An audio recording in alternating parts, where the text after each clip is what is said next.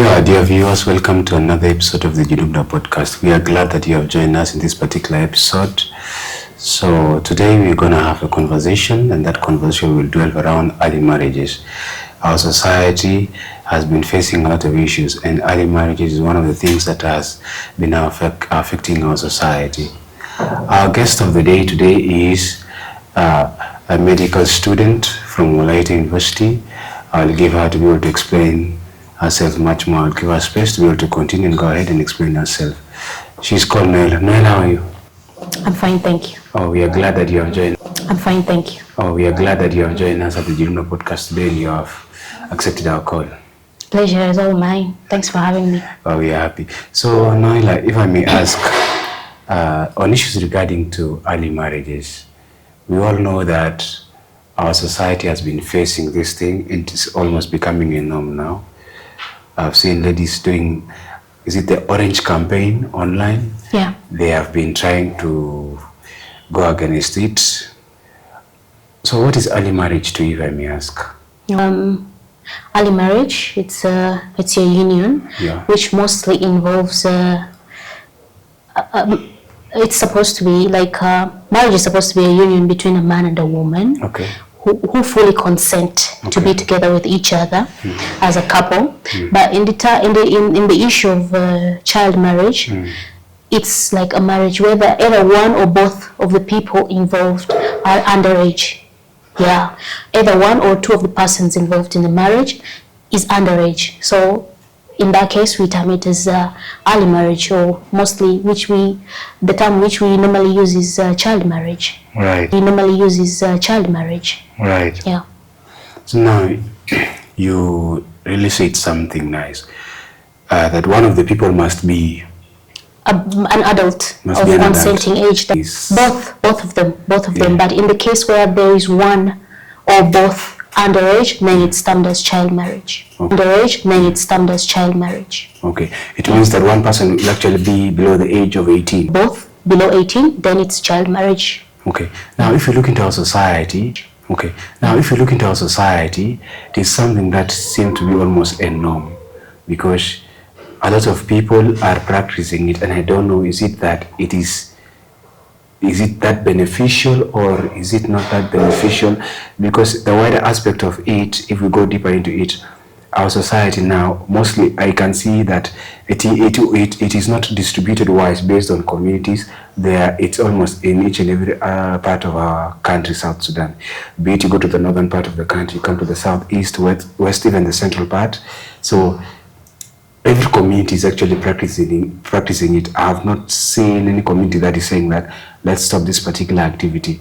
So activities in the recent months have shown us that people are still being married, but I think what the end consumers in the social media is that we don't have credible information that these particular ladies actually, were they married without their consent or not.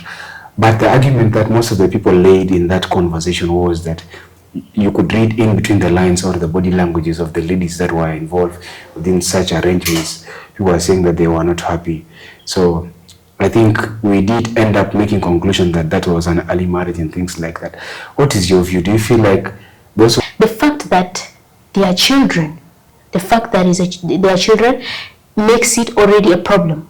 Because a child cannot consent to marriage. A child is too young to consent in issues regarding marriage. And for that reason, it is a child marriage. And it is child marriage because even their body language said it. But we can't just judge based on body language alone, because it can be misinterpreted. But based on their age bracket, they are children. And it doesn't matter if maybe by their mouth they said yes, the fact that they are children still makes it void, because we see there are instances in the country. It doesn't have to be marriage itself. Let me say attending bars, right? The country has a law that says that children below 18 are not supposed to access bars. Okay, it's for their own good, even if they feel it's good for them, but the country knows the greater good for the citizens, especially the younger generation. The country has put a law forth that says don't go to bars underage children. So it doesn't matter whether they say yes, they want to take the alcohol. It has been seen the greater picture, okay? that it is wrong for them. Same applies to the marriage here, okay? So even if there are sometimes they feel it's their responsibility and, you know, some other influencing factors that pushes them to even tell their parents, okay, at this point I'll get married to him, it's still not right. Because they are not at the age whereby they can weigh options and see things at the broader perspective. They have not reached that stage in life. So still it is a child marriage and it's not supposed to happen. All right. Yeah. And now, what pushes people to be able to go ahead and initiate the early marriages? For example, a family must be at a certain angle for them to say that my daughter, go and marry so and so, or my son, there is a daughter I've handpicked for you from somewhere or from a certain community, go ahead and marry them. Yet they know that these particular individuals, they could hardly make decisions for themselves. What do you feel like push their families to marry their daughters or sons off to other families? Okay, there are a handful of reasons why they push their children to go get married at an early age. Okay. But some of the few that I can cite here is the poverty. Yeah. Okay, because of the bridal wealth, the large bridal wealth that comes with marrying off a girl. Yeah. Some families feel like it's their financial freedom, it's their ticket out of poverty, so they give off their daughters off at a very young age, hoping maybe that will be their rescue point, the finances they get. And it varies from family to family, but this is a common one with most of the people. And some claim it's culture. Okay, they say this is how things have been done. Things have been done for centuries. This is how our ancestors have been doing it, and we're just following the footsteps of our ancestors. So this is some of it, and the economic crisis also, which obviously leads to the poverty. Yeah, the insecurity. It's like a chain of events. Yeah, the insecurity affects the economy. The families here are poor. The children gets affected because, you know, they want relief. But then the cultural one is the core, which people obviously, if you say parents are giving off their daughter for marriage because of finances, everyone is going to deny, but it's obvious, okay? Every family is going to be, no, this is our culture. This is our culture. But the fact is, we know at some point, I believe, if the bridal price is not so huge sum of, it's not huge sum of money or whatever that is given to them, if at some point, and I believe, if it is reduced or if the government regulates it, then you're going to see the parents are not even going to be so much compelled to give off their daughters. Yeah, there is culture, but the culture, that's what they hide behind, okay? They hide behind culture, but money is a factor, and it's like a core factor. That's the truth, I know. All right, there's something you just said. It gives me an analysis of saying the communities whose bride price is, how's it called, that high enough, large. because there are others, because it's normally put in the bracket of, how's it called, cattle. They give it around 100 cows, 200, 150, name it, 75 goes even 50. So if we run the statistics, I believe they are the communities that will likely be at the top of initiating such marriages. Most likely, yes. Yeah, but if we look into the other ones whose bride price is low, I think their statistics will show that these activities aren't that much there. Yeah. And our audience will also have to tell us if that is true or not. So if we look into poverty is something that always compels people to be able to sell their daughters off. And the problem with us is that they say that culture is always dynamic and changes over time. True. And what we all believe is that we are in the 21st century. And looking into 21st century, people no longer marry their daughters off because they say that a lady has got a lot of things that she will have to achieve in life, be it education whatsoever. Do you feel like early marriages happen also for men? Yes, it does happen in our country. It does happen, but it's at a very disproportionate rate. Yeah, that's why you don't see so much uprising about it, because it's so rare, almost insignificant. It does happen. I can't deny it completely.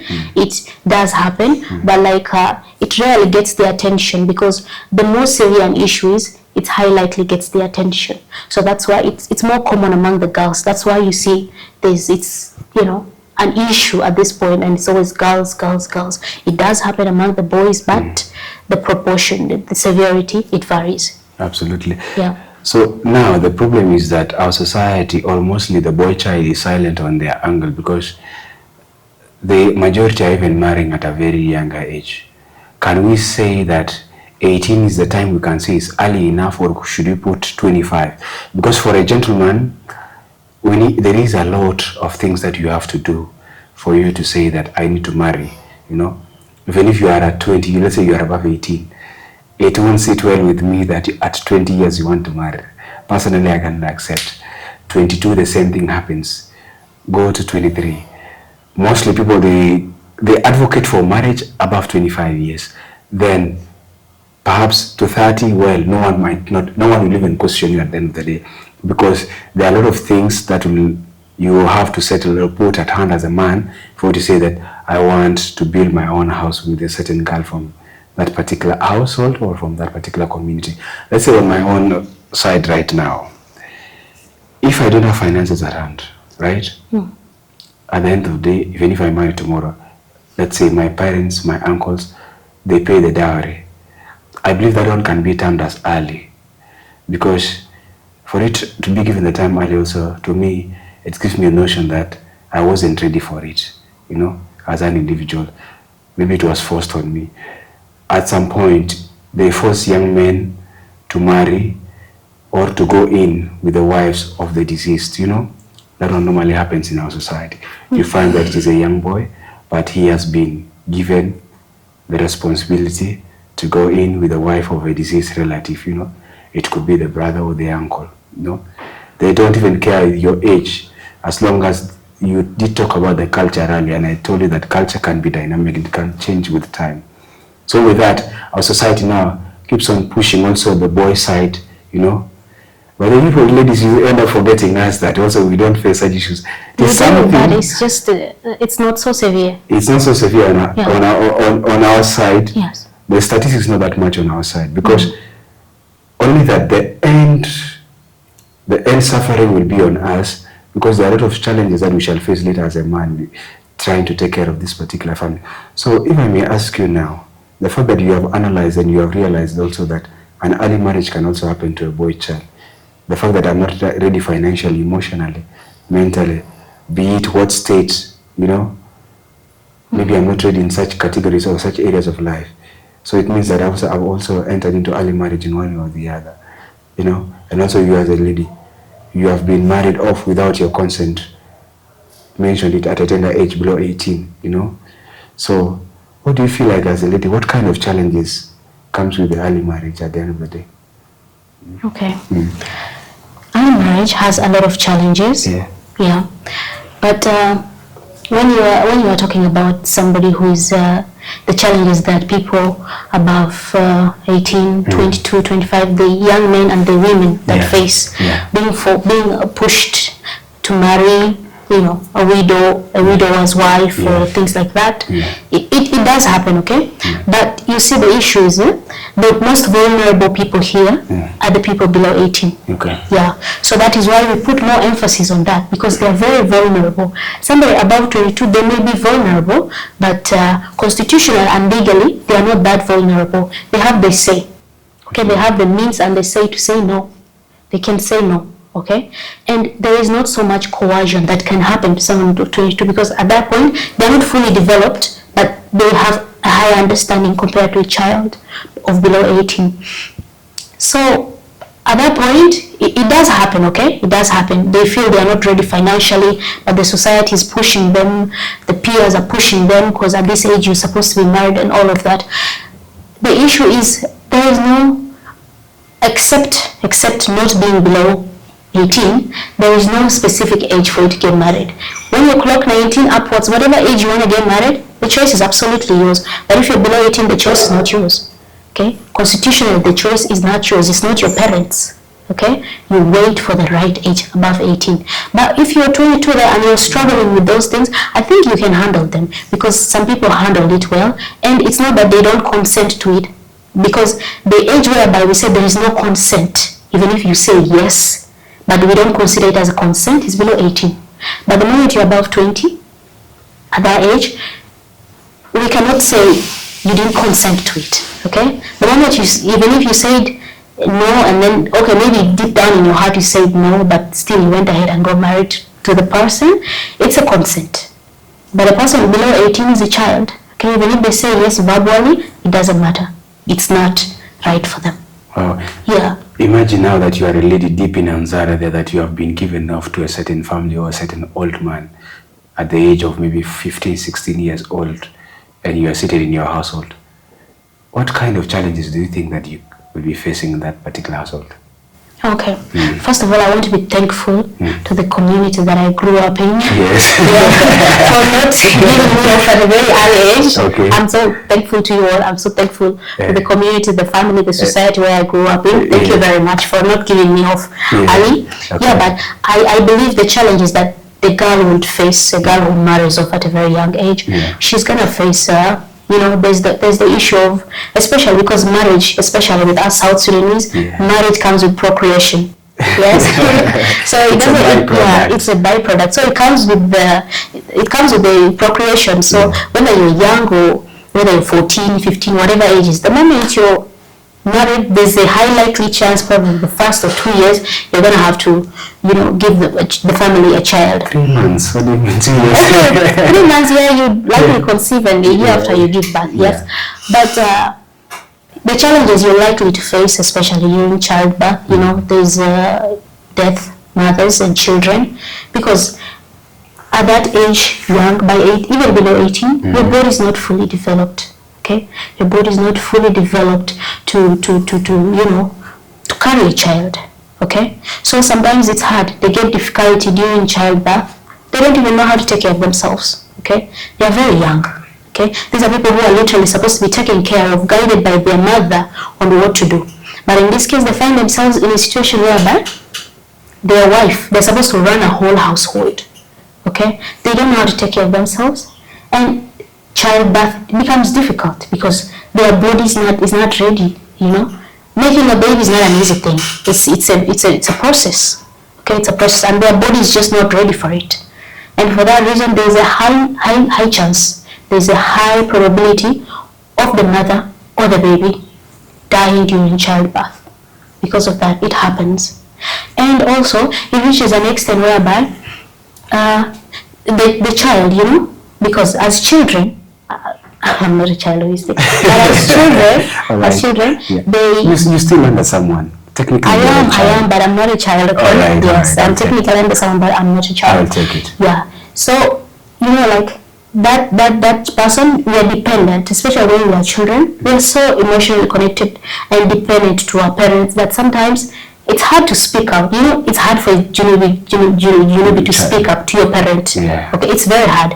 Sometimes others have the courage to say it. Okay, now if it's hard for you to even speak up as a child, as a Junubi child, to your parent who gave birth to you, okay, imagine how hard it would be to speak up how you actually feel to your spouse.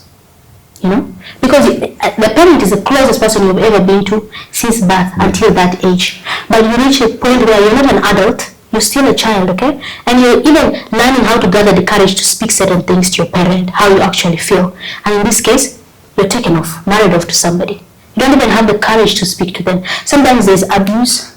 You're abused, okay? And sometimes they feel like they have no way out. So they depend on that person who they are married to. They feel like that's their only way out. And sometimes this environment is not good, okay? There's domestic violence.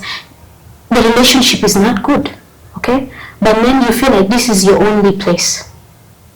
And even as the marriage progresses, you reach a certain age in life whereby even you have the ability to quit the marriage, okay? But then, I don't know how there's an English term for it, okay? Whereby you're so attached to the person who you have known for so long that you find it hard to detach, even if that environment is toxic. That's one of the things that happen to them. And there's obviously the over-dependence. Because you're married off at a very young age, whereby you don't even know how to fend for yourself. Like you're from being fed to being fed. You're being fed, taken care of in your father's house, and then to a man's house. If God forbid something happens to the husband, what happens to you? With the children and everything, the children that you have born, no skill, no ability to survive on your own. You see that chain of poverty, you become dependent, and it later on leads to like poverty, extreme poverty. You see families whereby they marry off the girls at a very young age, and sometimes it happens the men are like at a very late age in life, okay? And even if the men at a very late age in life, even if the men, God forbid, don't die, like let's say a man of 60, a girl of 18, a girl of 15. Yeah, she'll start giving birth at 15, and maybe by the time she reaches 25, the kids are not so much of an age, and a man of 60, he's supposed to retire, okay? And there's no income where he's going to raise. Even if they say maybe he has savings and all of that, it's not enough, okay? I believe it's not enough, and nobody can tell me maybe he has enough savings to sustain the family. The economy home is terrible. Even the rich are complaining. So you as a poor man, what are you going to say is going to sustain this family? So it's good that you marry somebody, okay, who is empowered. The child is not empowered. She doesn't have any empowerment. So if anything happens to you, it doesn't necessarily have to be death, sickness, accidents, or something that cripples you down. The woman rises up. She takes care of your children for you. But this is somebody who doesn't know anything. The only thing she knows is being provided and taken. That's the only thing she knows. How is she going to sustain the family if anything happens to you? So it's good as much as we think this is good for us, this culture is good for us. Let's think of the bigger picture. Let's think of the greater good for everyone involved. The woman, the children, even you as a person. So there are a lot of challenges that these girls face, even if they don't come like out speaking because of the public critic, and also the fear of what their families would do to them. I know there is more that they face that we may never know until they come up and speak about it. Wow, okay. Yeah. You have said something to do with they face complications during birth. Yeah. Because most of their systems aren't developed fully for them to be able to undergo such process. Yeah. And if I look deeply into it, all of us have heard stories that so-and-so died at birth, right? When she was giving birth. Mm-hmm. And at the end of the day, you try to reflect into their own age. Such individuals, either 17, 16, you know. And if now we go deep into these particular statistics, in our country back, let's say we of the current generation, majority of us are byproducts of early marriage. Yeah. If you look into it, it could be around 6, 7 out of 10 mothers of now. By then, I think they were married even when they were below 18 years. Yeah. Only that we don't have the correct statistics with us. But technically that is it, because if we try and ask each and every one of them, they say that maybe they start dating at around 10, 11. In fact, there's nothing like dating. By then, not dating. How is it called? Courtship, I guess, I believe. Courtship, really? I don't know. They are not even in communication. It's booking, for lack of a better word. Okay. A certain community books you for their son, right? Or a certain family. They book you when you're around 11 or 12. They'll be like, that one, my son will marry her. So you wait for a period of time. I think you stay in your mother's house. Then maybe when you're around 15, I think that's the right time they normally give you off. 15, 16. When others have record of giving birth around 13, even 14. Oh, that's sad. The problem now, if you come into our community, a chain of events happened. After you are married off, you go to your household. You face this old mzee. You gave us an explanation earlier that what if anything happens to this man and he dies? You will get into what? Poverty line at the end of the day. Yeah. So poverty line, the kind of children you will raise also will be questionable to the society as well. Because the absence of their dad also will have some questions to you. And also, the other thing is that these particular children, they won't live life to the fullest the way maybe they wanted or whatever their peers are going or experiencing in the end world, So, in one way or the other, they will be lower in class, in terms of standard of living. So basically it means that they are below the poverty line. And if our communities continue advocating for such thing, at the end of the day, our poverty rate also will tend to increase because they say that poverty is something that is structural at the end of the day. It is passed from one person to the other. You know, we did have a discussion about poverty on set, and we did realize almost everyone is poor in the country, right? And these are the very roots of poverty that majority of us tend to ignore in the name of what? In the name of culture. So now, if a lady is married and she has gone to her family and she's around 17, mention it 17, you are glad that they didn't marry you off at that tender age. Yes, I am. You are still in the market, I believe so. Yeah. So if at all, thank God you survived. So let's say, assume that you are that particular girl now. So what is the way out for you if you are in that particular environment? Who gets married? Who gets married? How can you able to come out of such, you know? Okay. You know, sometimes there's always this saying that you think you have a solution until you actually in the problem. That happens a lot. So I'm not saying that's definitely what I will do. The situations vary because it's different you having an out because you are just imagining than someone who is actually there. Okay, right. So you who is actually there, this is my suggestion. I'm not saying you have to do it or you must do it because there are other circumstances that are surrounding you that I don't know of.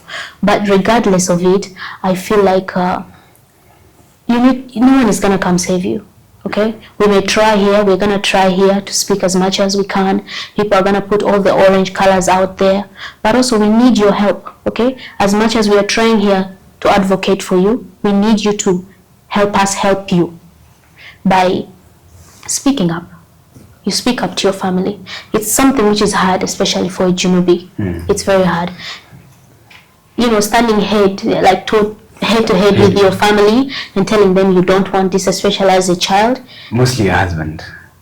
Okay, at the age, your husband, it's very hard. But in a point whereby you reach in the husband's home, it's really heartbreaking because there's not so much that you can do. I'm not saying there's no hope for you people, but it's really hard, okay? Because this is the marriage where you are in right now. I'm not gonna advise you to leave the marriage, okay? But then find something to empower yourself. Okay, let's look at the legal aspect of it. Is it that our society is much more powerful in a sense? Let's say the traditional laws, are they much more powerful in a sense that our government cannot topple them or overshadow them or what? No. Where are we missing? Okay. There are customary laws and there's the national, the constitution. So regardless of any law in the country, the constitution is supreme. Okay? So as much as the customary laws are there, the moment the customary law contradicts what's in the constitution, then the constitution prevails over the customary law. Okay? So however much we have a customary law, which maybe demands girls to be married off at a very young age, our constitution is there. Our constitution is supposed to protect the girls. It says the girl child is not supposed to get married when she's below 18, not under any circumstance, not by her parents or the society, not anybody, not even herself. Okay, she has to reach the age of consent. And the customary laws are saying it's our culture. But for what I know, the customary laws are not above the constitutional laws. Yes. So the moment whereby the customary laws, the moment the customary law contradicts what the constitutional law says, then the customary law is nullified. Yeah. So for that reason, I think at this point, the constitution can do something. It's not that the government are helpless. It's not that the government cannot do something. We just need to fasten our ways of implementing that law to protect the girl child. Yeah. Well, talking about supremacy of the constitution, so it means that the customary laws are way lesser. They are important. They are important. Okay. But the moment they contradict the So let me ask you, what benefit does this woman or this young girl brings to this particular old man? Honestly, thinking, I don't think there's so much benefit that she can give this old man. No, I'm not saying that the girl cannot, there's nothing of value that she can offer anybody. There's a lot of things that she can offer, which is of a value to the nation, to the society and all. But at an age whereby she gets married at that age, there's nothing you can give. Because as a wife, there are certain things you're supposed to give a husband, okay? You're supposed to give emotional support. Oh, obviously, if she lacks, she's a child, okay? Intellectual support, okay? The things that he's doing around, it's a spousal thing. You contribute something intellectually for each other, okay? And then you advise each other to see each other grow. That's something spouses are supposed to do. But as a child, what are you going to give him? None of those. The only thing you're going to give him is companionship and children. That's the only thing which most likely she's going to give him. I'm not saying that she cannot give him more, but she doesn't have the ability to give him because she has not been empowered to give him something. And besides, a man of that age, you look at him like somebody who is like probably your father or your grandfather, and look at a South Sudanese child who has the courage to speak up to the father in the name of advice or trying to give emotional support to your father. I don't think it's possible. So at that age, the only thing that she gives him is children. He wants her to bear for him children. I think the main reason why our society is leaning towards this early marriage is that when you marry that particular young girl, she'll just look at you like a mini god. You know, you'll be like a mini god to her. She literally worships you. She will worship you. And that, in a sense of how's it called? How the society is. If she worships you, it means that she adheres to each and everything that you tell her. You know, and that is something, there is total submission. And traditionally, that's how our mothers were, because when they marry them off, and our great grandmothers just tell them that don't say no to your man, right? It's just a yes, total obedience. And that is something that has been moving our society all this while, you know. So for them, as a man, there's one thing that they know that the benefit that I'm getting from this particular girl, just know this girl will say yes to whatever I tell her, and she will not question whatever thing that I do, be it that I'm a drunkard or what. One thing that she will face in that particular household, emotional suppression, because if this particular gentleman or this particular man is a drunkard, she can't tell him that, no, stop drinking, you know. What will happen is that with time she'll gain the courage, you know, to be able to speak for herself. It really happens. And that one will come at around 10 years later or 15, deep into the marriage, you know. Yeah, that's when like she has become like a soul now of the family, a core of the family that everyone is looking up to, you know. Yes, mother of the kids, around 5 children. That will be the right time for her to speak up and tell the husband, you know what, I don't think this drinking habit is nice for you. And that will be a phase whereby she's of a mature age for her to know that this particular thing is wrong for me and this is not right for me, you know. So if we weigh now issues out, that do you feel someone that, because we have been talking about these particular individuals of below 18 since the convention began, of them experiencing early marriages, for a lady that is above 18 to 25, what categories can we put them, you know, for us to say that they can face an early marriage also in those sense, beyond the fact that they are okay or legally, they can be legally be married, you know, by certain individuals in the society? Can we term them at a certain angle that they have also experienced early marriage in one way or the other? Is it possible or that is not possible based on your looks? Okay. Yeah. So before, we are mainly focusing on early child marriage. Yes. Yeah. So there's maybe termed as early marriage, but it's not an early child marriage. Yeah. So for people under that, but most times you see like it may be early.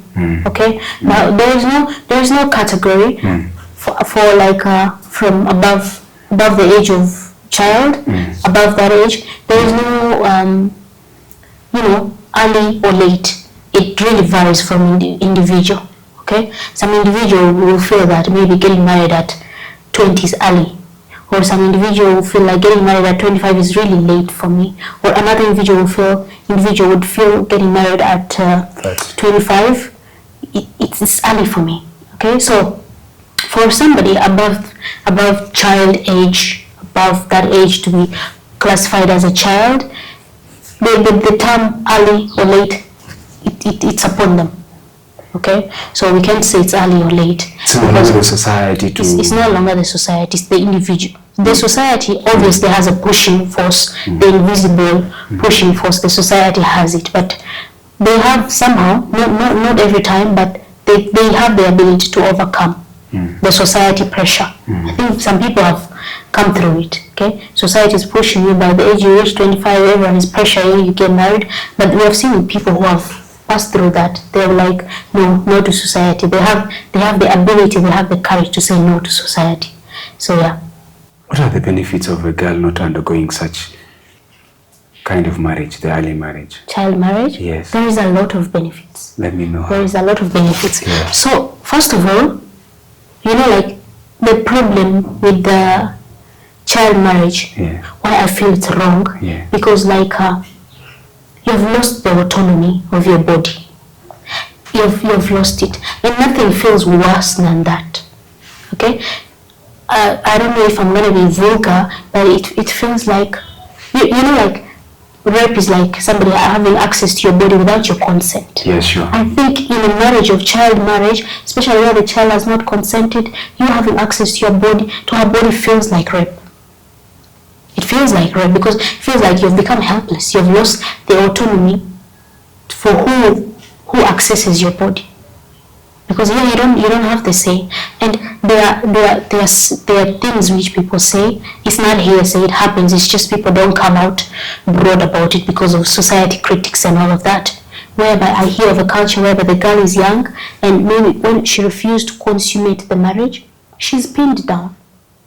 She's pinned down, and the man consummates the marriage. And look at that. What's the difference between that act and rape? There is no difference. It's a legal rape. I think it's societally deemed okay rape. Okay. Yeah, this is a societally deemed okay rape because she has lost the autonomy of her body. Who accesses her body, she has lost it.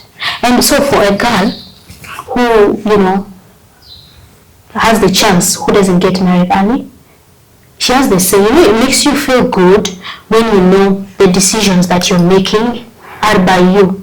And sometimes even if the decisions go wrong, you feel you're responsible for it. You feel like it's a lesson for you to learn.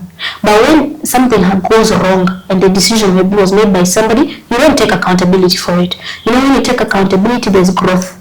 But when you don't take accountability, that means you push blame. It is because of them. It's because of them that this is happening to me. So for a girl which is forced to get married, if things go bad there, she always blames the people who forced her into it. People who pressured her into it. So a girl who doesn't get forced to get married at a very early age, she has the access to education. She can learn. She goes to school. She learns, and she becomes great people. We have seen women in a lot of sectors and institutions in our country. They are great women. They have done great things for the country. We have women in politics. We have women in communication. We have women in education. We have women in every sector of the country. They are literally there. Okay, these women, because they had the chance to education, they had the chance to a choice to say no, and so they had the chance to explore and learn where they are fit best, where they have the potential to contribute something to the society, to a nation as a great.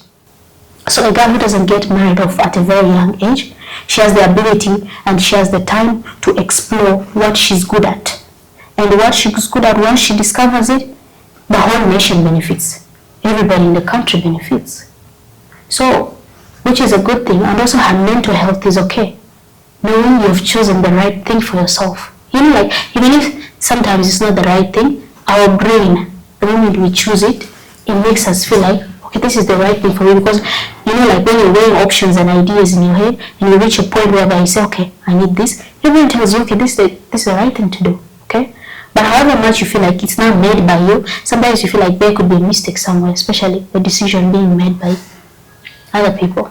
So girls who don't get married at a very early age, who don't get forced to get married at a very early age, they have a lot to contribute to the society. It's just we need to give them the chance, we need to give them the opportunity to explore something within them, to learn something, and then contribute something great for our society. I feel like everybody has something they can contribute to the nation. It's just they need to be empowered. They need to realize it. Well, with that, there is a unity I've seen among the ladies recently, and I applaud it much because majority of them, they stand, by each other. So if anything happens, anything wrong happens to one of them, they all come out and condemn it, which is something very nice. And they are trying to tell each other, let's stand for each other, because it's like the society has failed them. No one is going to stand by their side.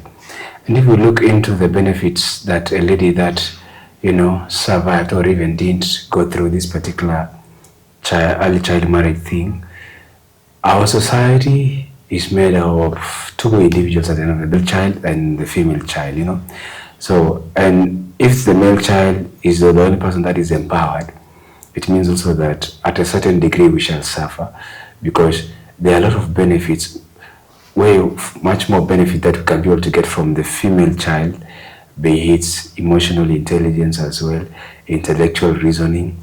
And intellectual reasonings, schools, when you go to school, a school enables you to be able to think much more better, Yeah. You have the capacity to think, but that capability to think much more better or in a much more intellectual manner will only come through school, Yeah. You have the basic reasoning that God gives you, but schools open your ways more. Yeah. So if our ladies are exposed to such environments of going to school, we all believe that they can be able to reason and contribute to a positive side of the site, and also build our community, be leaders at the end of the day, as you mentioned earlier, that they are politicians.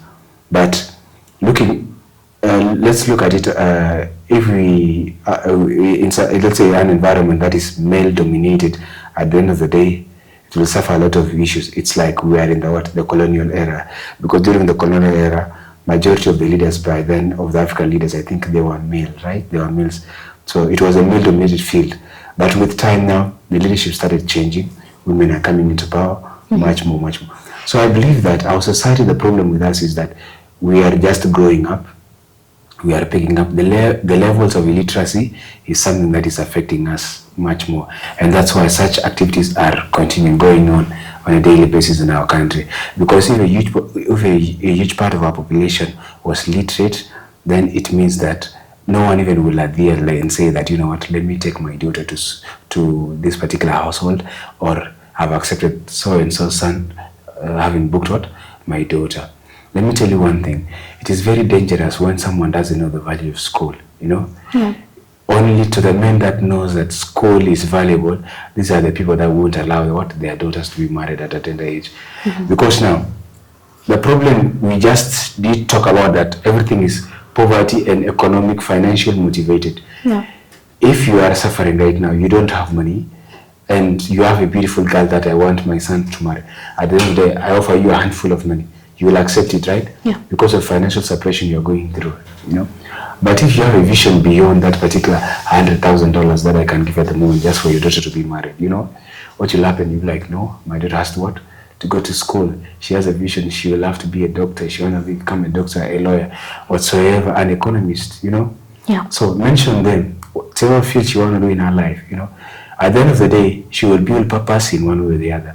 But if she's married off, one thing we are all sure of that will happen is that our opportunities will be limited, Even if she will contribute positively to the society, what will happen is that it will be a contribution that will be lately realized, or will be realized later in life. Because the first 10 or 15 years of her life, she will be trying to figure out, what have I brought myself into, or what has my parents brought me into. What happens at most is that, I believe, whenever you have been thrown into a problem by, your relative or someone that is very dear to you, you start questioning yourself, does this individual really love me, So those are the kind of thoughts that come into your head. And I believe that these particular young girls, when they are thrown into such environment by their parents, and they tell you that, go to so-and-so's house, this is the boy we have given, and this is the boy that is your husband, that will marry you. What happens? So the first months they spend them, they are shy even from this individual. They are too young. They cannot initiate any sexual thing. They don't even know how to do it, and even what they expect from the other individual, So they ends up emotional suppression the first month, the second month. So the first years of their life, they are trying to figure it out, Even by the time I believe that they give birth to their firstborn, they're still figuring out, do these parents of mine really love me? My guardians, do they really love me? My relatives? Or do they have to give me off in such a manner?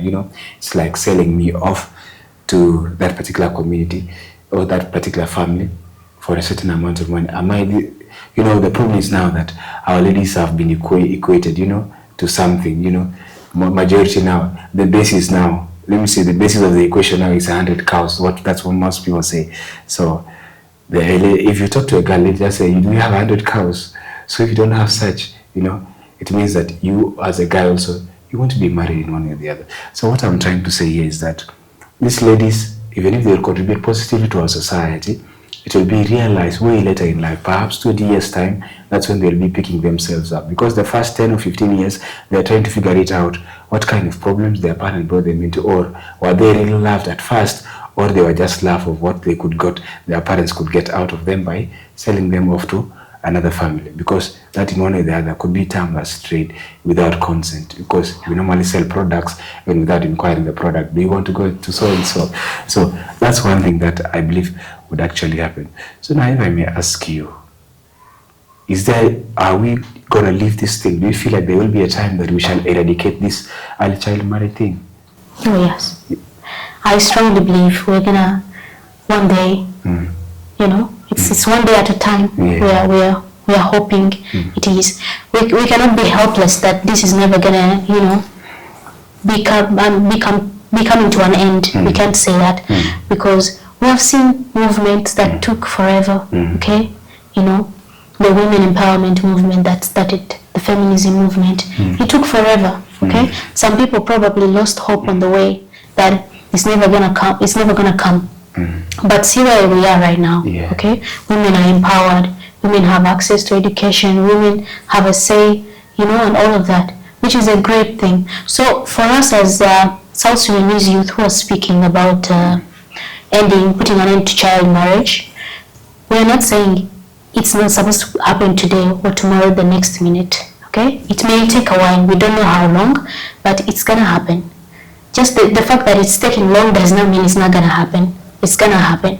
So we need to trust, time. And parents who feel like maybe, okay, if I put her through school, well and good, and it's gonna take a while for her to even realize or become something. It's gonna take 15 years. Well, good things takes time. Okay? Yeah, sure. Yes, good things take time. Okay? But you're gonna see the greater good. Fine. Let's give a scenario whereby maybe the family gives you a lot of money. Then you in exchange for your daughter. You see the issues with the money. It's about investment, right? Yeah. Yes, you may have all the money that you have right now there, and then every day you're picking from it. There is no investment. There is no way to make that money bigger. So at the end of the day, what is going to happen is the first daughter's dowry is going to be done. Then you'll be looking for the next child. Okay, I think we cannot give the second daughter. Is that what you're going to be doing? Okay, put the girls through school, let them study, let them be empowered, and they can contribute something good. It may take a while, but it's going to come to pass. Okay, empower them, because they're even going to bring greater wealth to the house, more wealth than that one-time dowry that was given.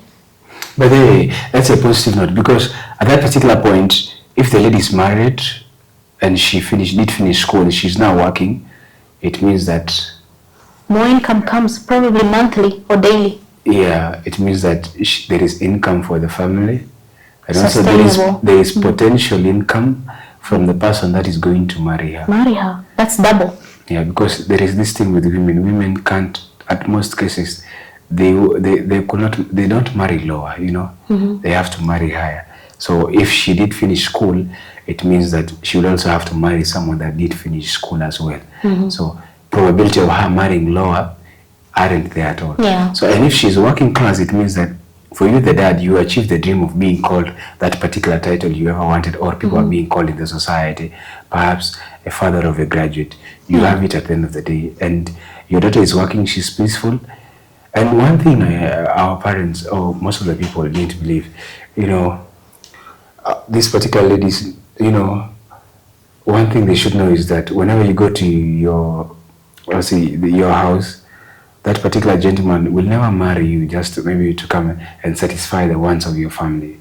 Yeah, no. It will never happen. Yes, at some point the money stops flowing. The money stops flowing. Yeah. Perhaps the first 2 months that thing can happen, you know, but as in the long run, it won't be there consistently, even if it will be there, because things do change, you know, desire do change and things like that. So, and if these changes happen to you, that particular human, or it could be changes at work or on his own personal relationship with you.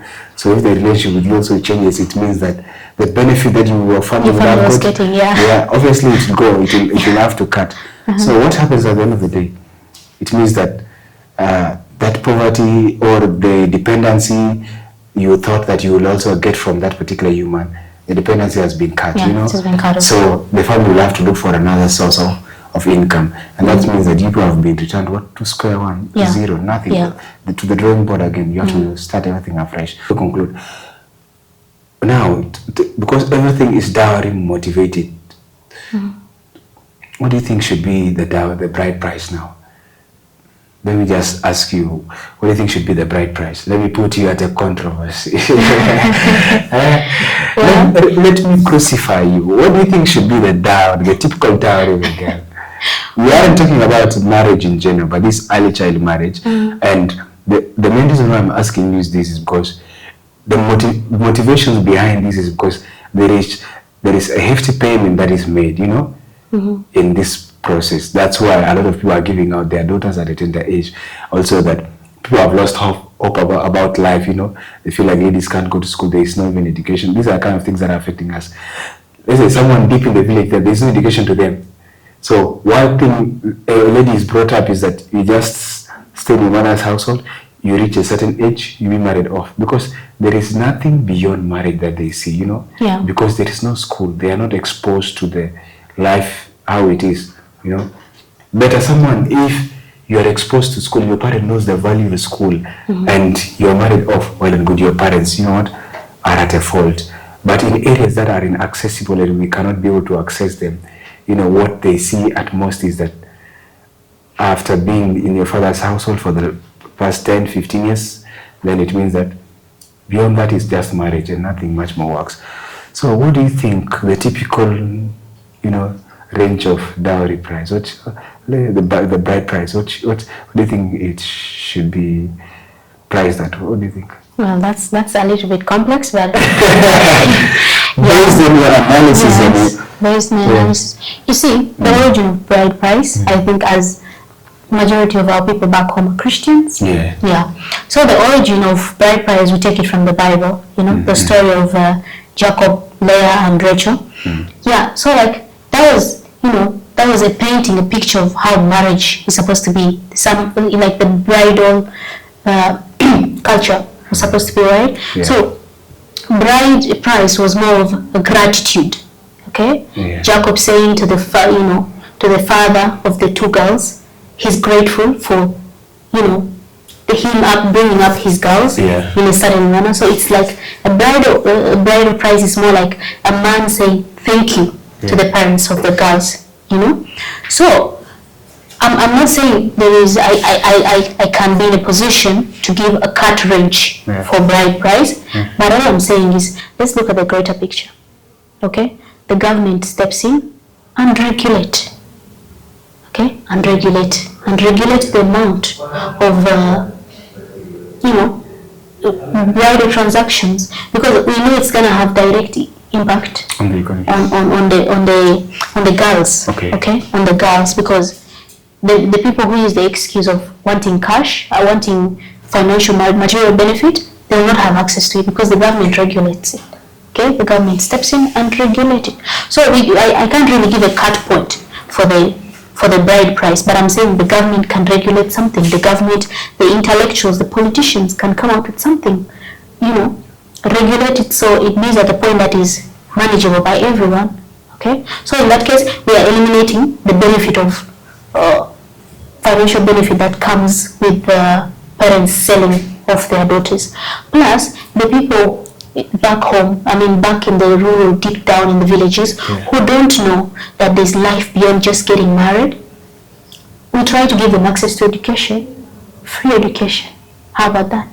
Give them access to free education, because a lot of them don't go to school. There are schools, but there is not a lot of sensitization or a lot of push for the girls to access education. Now people are going to say the society is aggressive, the societies are hostile, the societies don't want to go to school and all of that. That doesn't mean we give up on them. That does not mean we give up on them. We keep on trying. Okay, it will reach a point where they will have access to education, because they themselves are saying education is expensive. Education is expensive. Why am I sending off a child? Because this money that I need, the little that I have, I'm supposed to feed with it, but I'm supposed to pump everything into the education system. She'd rather get married. You see that? We give them education, especially the poor people from the rural areas, give them free education so they can access it. They learn something. And in that way, we're going to eliminate child marriage, regulate the bridal prices. You know, culture is a beautiful thing. Okay? Every society celebrates their culture. In South Sudan, we have a very rich culture. It's very beautiful.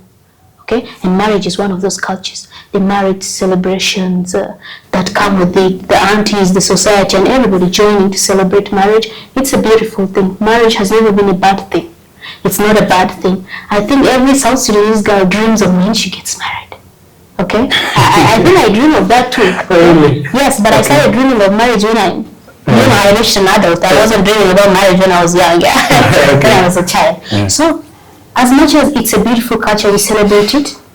Marrying off our daughters at a very young age, it's not a beautiful culture. And you see, cultures, that's what I learned in my freshman year, anthropology. Cultures evolve, like you said. Cultures keep on evolving. And cultures came as a result of a survival. Okay, there was a situation, an environment that people needed to survive through.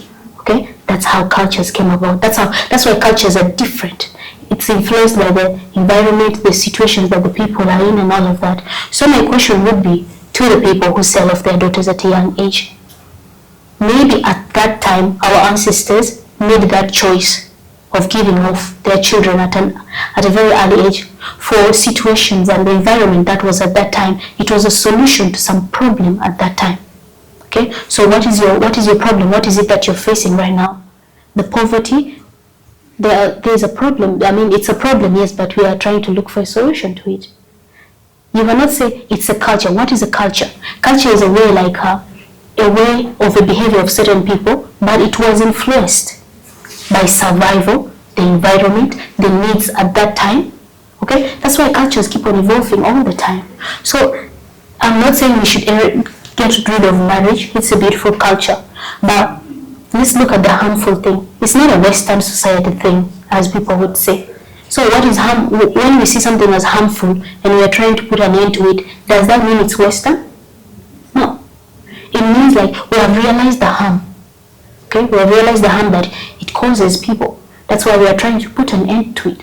And we cannot be selective with culture. You see, one funny thing is, even people who are like educated, they have had access to education, gone to a certain level, they still come back and say, this is our culture.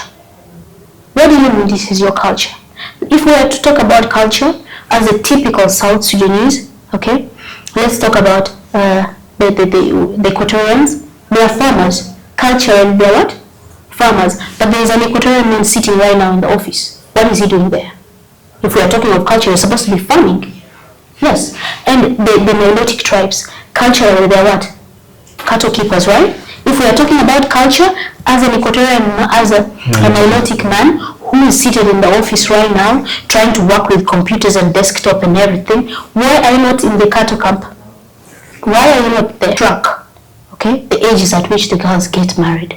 Because for a marriage to be valid, it has to be above the age of child, 18. So if people are coming to register one of the parties and you see one of the parties involved is a minor, what do? The marriage gets nullified. So I feel like for us to track that, we can register marriages, even if it's a cultural or religious and all of that. The government can still have the upper hand to track. It's not that the government is dictating upon people's life, but it's looking for the greater good, for the vulnerable, for the minority. It's looking for the greater good. It's trying to protect them as well. And to the mothers, some of the mothers who who have been victims of early marriage, we know you deal with situations differently, and I'm not trying to mock your pain, or I'm not trying to tell you have not done enough, but if it reaches a point whereby your daughter is getting married off, without her consent, just because you survived early marriage and you've become the woman that you've become, that does not mean that your daughter has to go through the same thing. I'm not saying you should rebel against your community or your husband, but you need to make them understand that even though you didn't speak up, you went through a lot. You went through something, and it's not right for your daughter to go through it. You don't have to sit next to the girl and pet her and tell her, this is the fate of every girl. No, that is not the fate of every girl. It happened to you so that you can help your daughter not go through the same thing. Okay? So I'm asking that the mothers too, who went through it, who have the first-hand experience of everything, they should speak up also. They should speak up so they can help the girl child. And the fathers who feel, it's an influence from the modern world and all of that, and it's right for them to get their daughters married off at a very early age. As the father, she can make you proud, okay? Just trust your instincts that the upbringing you have given her is right. And wherever she goes, okay, because people have this mindset that when a girl goes off higher education, she becomes spoiled. Okay, she does not uphold the standards of the culture. But there are a lot of girls who go out there, they uphold the standards of the culture. They love their cultures, they celebrate their culture. Okay, education does not mean we erase our culture. We celebrate our cultures. So just you give that girl the chance to go to school, to learn. That does not mean she's going to, she's not going to ruin your reputation. She's not going to do something that brings shame upon you, but she's going to uphold your reputation. She's going to bring something great upon your life. And if it's the wealth that you're looking for, just be patient with her. She will reach a point where she figures out life, and she brings all the finances of the wealth that you need to the family. She loves you enough, and that's why sometimes they feel like it's okay to say yes to you to get married to those people. It's not love, it's fear. And sometimes they fear that they're going to disappoint you. That's why they be like, yes, it's okay, but deep down they are not okay with getting married off at an early age. And finally, I feel I have a message for the girls who have had the chance to go to school, like me, like my other friends who have had the chance to go to school, who survived, who escaped early child marriage. Every time, just know every girl who is being forced to get married somewhere, they use some of us as an example. Okay. Yes, the parents be like, do you want to be like Philan? Okay, do you want to be like Philan? Are you sure this is what the life you want? And even the community points to some of the girls who have gone to school, who have had access to education. They'll be like, is this the kind of picture that you want to be? So every time a girl somewhere is being forced to get married, there's a high chance that us who have had the access to education, us who are trying to pursue education to be stable, they are being used, as a negative ideology for the young girl. Yeah. So, as much as we have had this chance to go out there to survive and not be married off at an early age, I feel like we need to take this chance as very precious, as golden. We need to take it very precious to us.